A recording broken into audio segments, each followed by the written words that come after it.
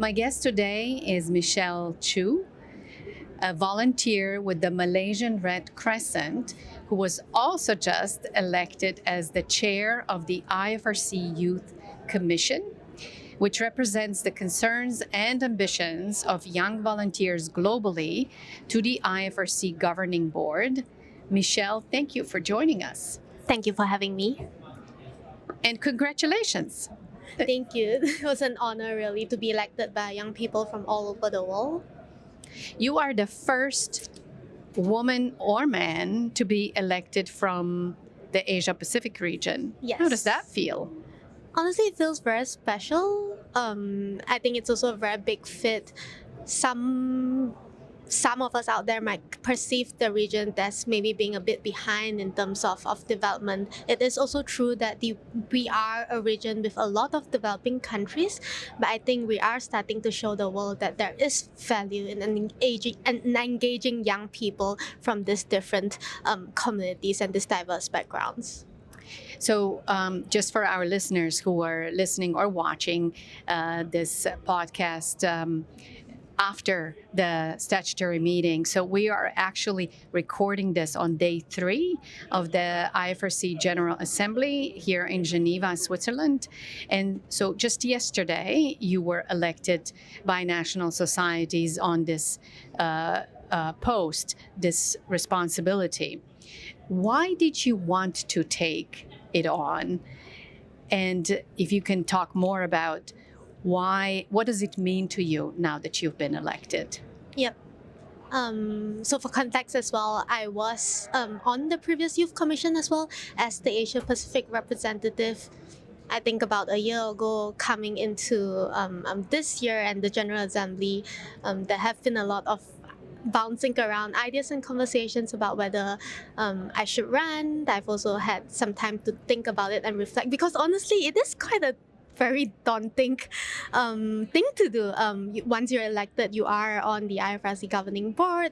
You really represent a constituency of young people to the Governing Board. And as we know, in the Red Cross and Red Crescent, more than half of our volunteer base are made up of young people.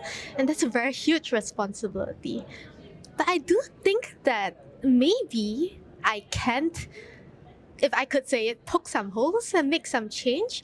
Because I would say that not a lot of people also see me as a very traditional type of leader. I might not always come with the calm and composure and always know what to do. And sometimes in this very formal meetings, I might jump around.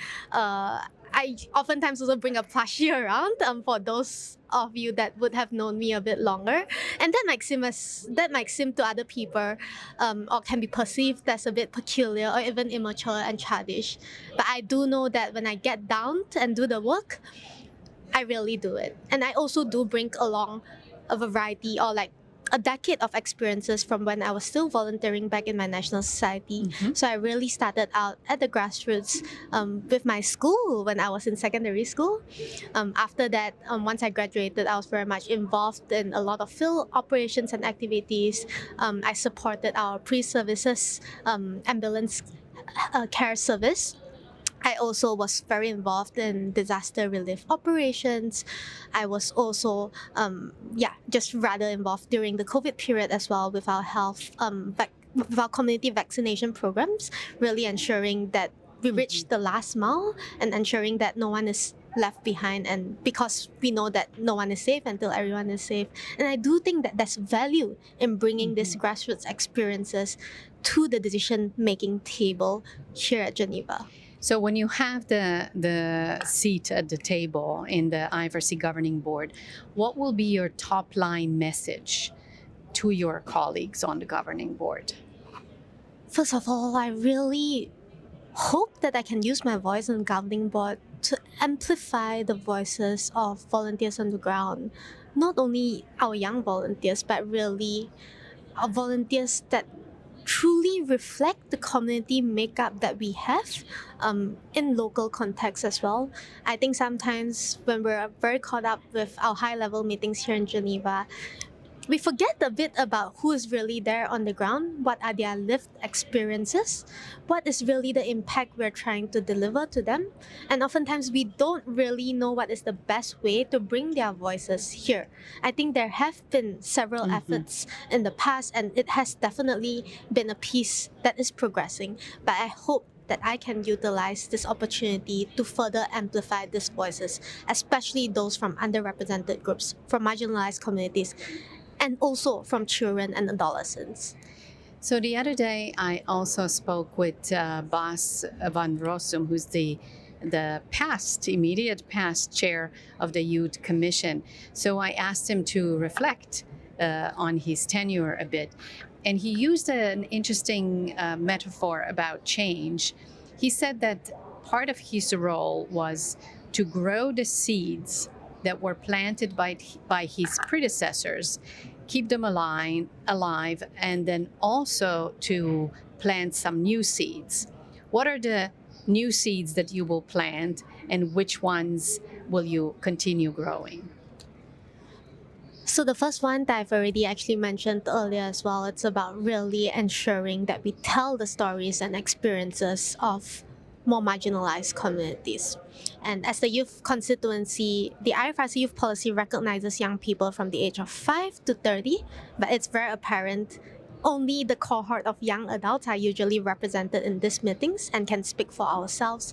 We don't really have an organized way of collecting feedbacks from our younger generations, which is crucial because they will grow up, they'll grow into the age of young adults, they'll grow into the age of eventually senior leaders of the movement as well, and we need them to inform the decision that we're making.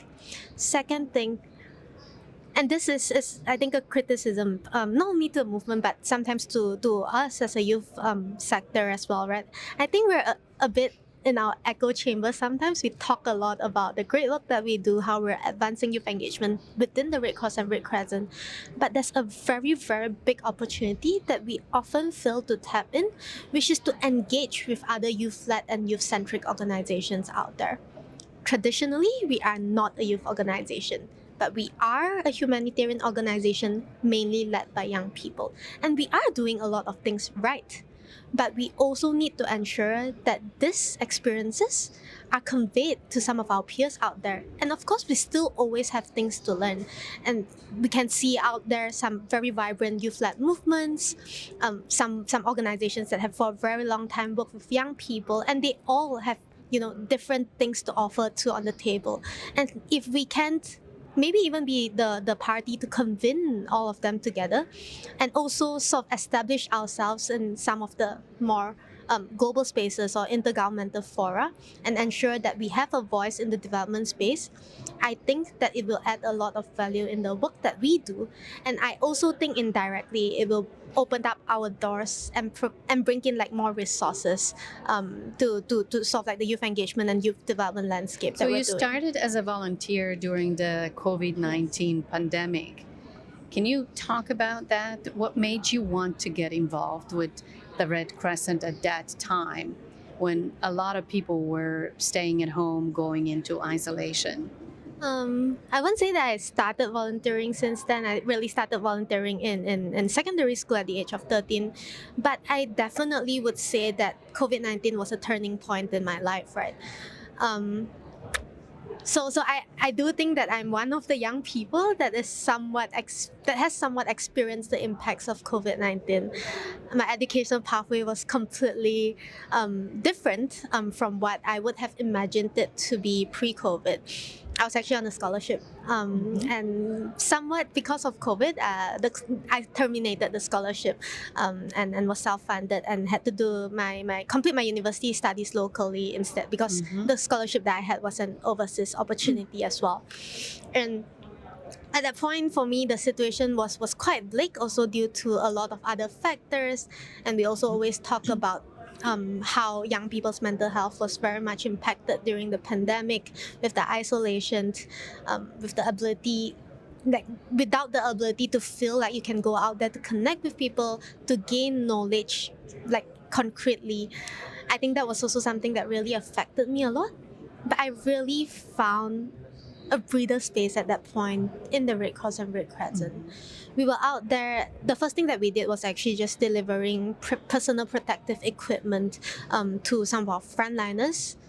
I did start volunteering with the ambulance service during that period, though, which potentially a lot of people will draw a bit away from it because there is a high risk of connecting with COVID patients. You started as a first aid volunteer, Yes. right? Yeah. And are you still with the ambulance and first aid teams? Not as active anymore, I would say, but that experiences has really guided a lot of decision making that I do nowadays as well, and it has also really opened up my eyes to a lot of things, because you do realize that no matter what your background, if COVID wants to hit you, or if you're experiencing an illness, it will come to you. It's not something that, regardless of your socioeconomic status or the environment you live in, you would be completely free from. Yes, maybe like the chances of contracting certain things, or maybe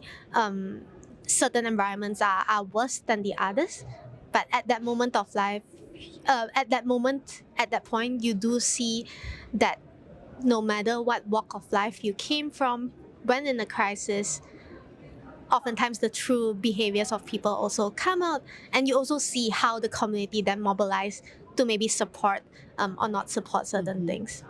And what's it like working as a young volunteer with the Malaysian Red Crescent? Does it include the National Society? I mean, does it include youth in its management or decision making at all? Yep, definitely. Very happy that actually 3 years ago in 2021, we helped to set out the National Youth Council. It was the first ever national youth, or like formal youth-led structure that was set up in Malaysian Red Crescent. The chairperson of the National Youth Council also sits on the governing board of the Malaysian Red Crescent, and consequently the the National Council of the Malaysian Red Crescent. Before that, we don't really have a staff that is only focused on youth and youth engagement. From then on, we also took the initiative to then hire a staff that will be in charge of that. So I do think we have made quite some strides in terms of prioritizing young people and institutionalizing some change that will be concretely brought forward to engage with young people. What are the main issues young people in Malaysian Red Cross are interested in and working on? I think that similarly, maybe to a lot of other Red Cross and Red Crescent national societies, the Malaysian Red Crescent is a place that is like, no matter what your interest is, you can come and volunteer with us. Of course, there are a lot of people similar to me that are very active in pre-hospital care services, in like disaster relief operations or disaster preparedness operations. There are also some youth volunteers that are maybe a bit more interested in things like education, and really take forward the mission of trying to convey more information and knowledge to their peers or to the next generation, and have sort of made it a lifelong mission to become trainers for the Malaysian Red Crescent, and really ensure that our humanitarian education syllabus is delivered to our members and to the communities. You've also done a lot of work in indigenous communities in Malaysia. Can you tell me about these communities, about their culture, their concerns, and your work, of course? Yep. I think sort of like my major connecting points with indigenous communities were really during disaster relief periods. I lived in the east coast of Malaysia, and it's a very flood-prone zone. Right now, it's also the monsoon season, so everyone is always anticipating that there will be flooding occurring. Yeah. And during those points of time, you realize how inaccessible are essential services to certain communities.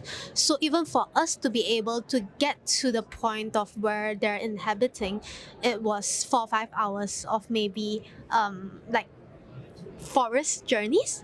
And then to get there, there's also a very huge issue of not having the trust of indigenous communities, because oftentimes as well, these are the communities who are often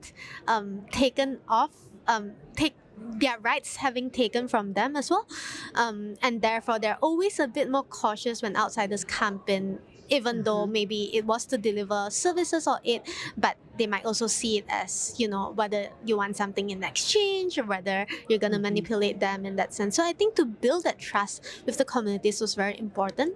But once the trust is built, you will realize that these communities are also the purest communities, because maybe because they don't really interact with the outside world, you can see that some of the intentions that they have are really, really pure. You can also see that their way of living, and it got me pondering at that point of time, are we really advancing as humankind, or are we really going backwards? Because they are very happy with simple things in their life. And I know when I speak about this, I speak it from a position of privilege, because I was born in a moderate family. I at least never had to worry about putting food on my table, etc. Yeah, but also I never really had the chance to maybe do a bit of like stupid things like climbing trees, or going to a river to have a swim and that sort of stuff. I was also always a bit protected in that sense, and everyone was always very afraid that if I go out, something will happen to me. But it was in these villages that when you look at how the children interact, when they invite you to join them, when they trust you, it was really very, very pure, and you really realize that they enjoy life. They enjoy what they're doing. And sometimes when you look at the news, you hear about the sentiments of how, we tell them that they need to start living the modern way. Is that actually true? Why are we forcing them out of their way of life and the culture that they have, which they have enjoyed and have embraced? Yeah. Going back to sort of the global view, how do you see the role of young people in changing the course of events globally? Do you see young people gaining influence in that respect? Yes, certainly. I think globally as well, it seems like the right thing to do to engage young people, or to talk about engaging young people, to say that we have had certain policies, certain strategies, and we have run it by young people and they endorse it. But what does this really mean? Are we really using young people as a checkbox exercise? When we talk about consulting them, are we really just having like one session, one off? Because it is like the woke thing to do, and it is somewhat the right thing to present, right? So yes, young people are gaining influence, but whether or not we are really gaining decision-making influence or decision-making power in that sense is something that I am maybe a bit skeptical about. Okay. Yeah, I think in the Red Cross and Red Crescent, we are trying to do it a bit better. We're definitely not there yet, but I think that especially in certain national societies and certain regions, we have been really trying to engage young people and run through extensive consultative process, and not only see young people as advisory bodies, right, but really involving them in planning, in designing, in implementing, and also in evaluating whatever projects, programs, services, or even high-level policies and strategies that we are delivering. Yeah. What do you think are some of the most common false impressions of young people today? For some reason, I feel like young people are always maybe also held on a higher standard, because I think the impression of young people is that we're always here to fulfill a quota. People are forced to bring us along because maybe in the Red Cross Red Crescent, the national societies will look good, so we don't really know our substance. We're here to have fun and travel, that sort of impression. But if there was a bit more willingness to sit down and talk to young people about the reasons they're here, the stories, the world that they've grown up in, what change they want to see in the world, I think we would really, really learn a lot about them. Another part is that I feel like oftentimes we talk about young people in the sense that we already have a cookie cutter impression of what a young person should look like, right? And we expect that whatever deviations of this gingerbread cookie cutter is then not accurate of young people. I think we really need to recognize that young people are very diverse, they're very heterogeneous, Yes. and they really are the true reflection of the communities. And only by valuing that perspective and being open-minded and accepting of all forms of young people that would offer themselves and provide Yes. their experiences and thoughts, we will probably truly be able to advance ourselves as a movement and probably be able to also truly say that we engage the community properly. So we always ask our guests to bring an object that has a special meaning to them. Can you tell us what you brought and maybe show it to the camera or describe it? I don't actually have the object with Okay, me, just describe it. unfortunately. Yes. Yeah. But I would say that my object, especially when I come to Red Cross Red Crescent meetings, where I'm here now, is a Mickey Mouse. It's a very cute, sort of like You have figurine. Mickey Mouse socks? Yes, so in a way exactly. you have Yeah. it with you. Exactly. And this Mickey Mouse, I can even dress him up. He has roller skates on him. He has a bag on him, and in the bag, I often put things like sweets or goodies. I say it's for him, but it's often Yes. for myself as well. He reminds me that I don't have to always strive to be the adult that I'm not necessarily yet. Mhm. It reminds me that I can still be a child sometimes. I can take a breather for myself and live in my own world for a bit, and I don't have to be worried about what other people's perceptions are from me. Mhm. Because I know who I am and I know the value that I bring to the table, and that is my way of also letting Yes. loose and sort of not let sort of the solemnness or the formalities of the environment really get into my head and pressurize me, right? So it was something that's very interesting. Oftentimes people see him and see Mickey, and people will go around and even make jokes of it, which is fine, and I also Yes, laugh about yes. it because it is quite peculiar in a conference of this sort. But for me, it is just a staunch reminder for myself to actually take care of myself. Mhm. And to tell myself that this is me, this is who I am. I And it's know okay. exactly. Yeah. Yeah. At the end of the day, with everything that's going on in the world, who or what inspires you, brings you comfort or hope? It's also the reason why I stayed with the Red Cross and Red Crescent, I said. It's always going back on the field, volunteering on the ground, just interacting with members of the communities without any role, without any status or position that really inspires me. I always have this very superficial thought that I tell people. The reason why I started joining the Red Cross or the Malaysian Red Crescent back at home is that I like to see a smile on other people's face. And of course, you can fake a smile or whatever, but for me, that was something that was very Yes. valuable. And through volunteering on the field, it was something that I could really see. And at that time, I didn't realize it, like, just merely delivering family kits and service boxes to them is not necessarily the most empowering thing to do. But at that point or at that moment, it was very valuable for them. And of course, we definitely need to strengthen our engagement within these communities because we want to empower them to sort of get out of the Yes. challenges that they're facing as well.